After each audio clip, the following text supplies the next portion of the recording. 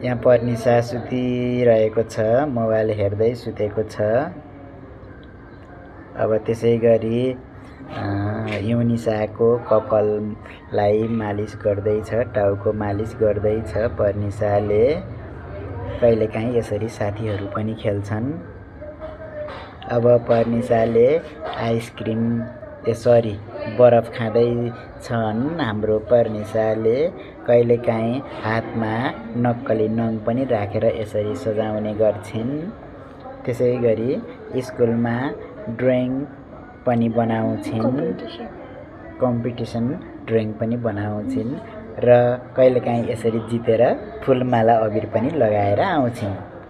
र पर्निसाको साह्रै राम्रो बानी भुड्कामा पैसा राख्ने, जतन गर्ने पनि छ। कहिलेकाहीँ दुरुस्तै के गर्ने क्राफ्ट गर्छु मैले। कहिलेकाहीँ यस्तो नाना लाएर बस्न मन पनि लाउँछ। कहिलेकाहीँ बन्दुक पनि भिरे जस्तरी होलीमा पिचकारी बोकेर हिँड्छ। कहिलेकाहीँ बाटोमा हिँड्दै जाँदाखेरि आफू जस्तै मान्छे देख्यो भने पनि फोटो खिचेर राख्छ। कहिलेकाहीँ ध्यान भगवानप्रति पनि आस्था राख्छ, ध्यान पनि गर्छ। कहिलेकाहीँ आफू ध्यान पनि गर्छ र कहिलेकाहीँ ठुलो बाबासँग पनि खेलेर बस्दछ। ठुलो बाबासँग बसेर फोटो पनि खिच्छ।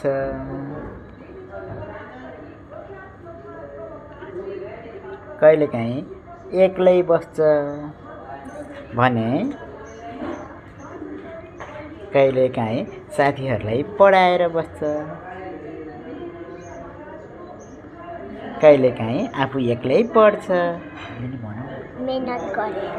मेहनत गरेर पार्टी समारोह पिकनिक लगायत शुभ विवाहमा शुभ व्रतबन्धमा मजाले गएर खानासाना खाएर नाचगान गरेर घरतर्फ लाग्छु। र कहिले कहीँ कसेर मेहनत गरेर फर्स्ट आउँछु। र कहिले कहिले म टिचरलाई फोन गरेर के लेसन पर्ने हो त्यो पनि सोध्छु। कहिलेकाहीँ यसरी घाम भयो भनेर मोबाइल लुकी मोबाइल हेर्छु। अलिअलि। र म सानोमा पनि यसरी नै खान्थेँ, अहिले पनि यसरी नै खान्छु। त्यो मेरो सहिलेकै तरिका हो। पर्निसालाई जनावरहरूमा कुकुर साह्रै मनपर्छ र माया पनि गर्छ। कहिलेकाहीँ भूत जस्तो पनि बन्छ। र म दसैँमा मेरो ठुलबाबी र ठुलबाबासँग बिचमा बसेर फोटो खिच्छु, टिका लगाएर आशीर्वाद दिन्छु। फोटो खिचेर म सबै परिवारसँग मिलेर बस्छु र खुसी हुन्छु। त्यही भएर मलाई मेरो परिवार मनपर्छ। र कहिले कहिले मलाई मोबाइल पनि हेर्न मन लाग्छ। मैले रेस्टिङ टाइममा मोबाइल हेर्छु अनि म मन्दिरमा पूजा पनि गर्न जान्छु। मन्दिरमा पूजा गरेपछि पूजा गर्छु, पाठ पूजा गर्छु। यसरी नै गरेपछि म केही फोटोहरू क्लिक गर्छु भगवानहरूसँग, माता कालीहरूसँग। यसरी नै फोटो क्लिक गर्छु र म कहिलेकाहीँ एक्लै गुनुगुनु खेल्छु, नाचगान गर्छु, फोटो खिच्छु र कहिले कहिले म यसरी नै मोबाइल हेर्छु। अनि म आरतीमा गएर फोटोहरू खिच्छु भगवानसँग। यो हाम्रो आरती स्थल हो।